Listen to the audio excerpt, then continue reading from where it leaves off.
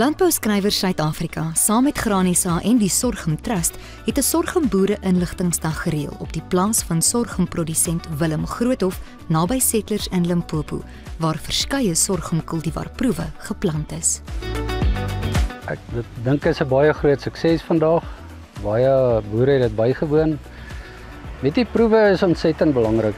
Dit gaan oor wat is aangepas in jou direkte omgewing, hitteverwant en kultivars.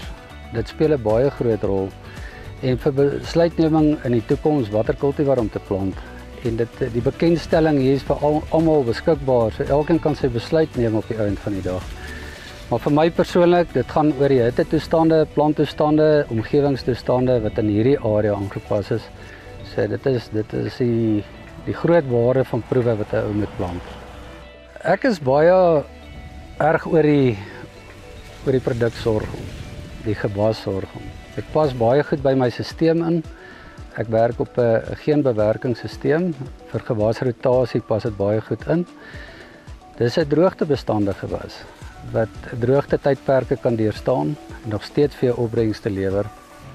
En sy goeie wortelstelsel speel ook 'n groot rol.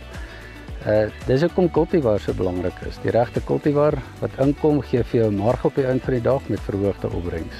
Ek is baie opgewonde oor die sorghumbedryf in Suid-Afrika. Dit wat ons vandag hier sien, die positiwiteit in geheel. Dit begin by die teelers, dit begin by die saadmaatskappye en die produsente.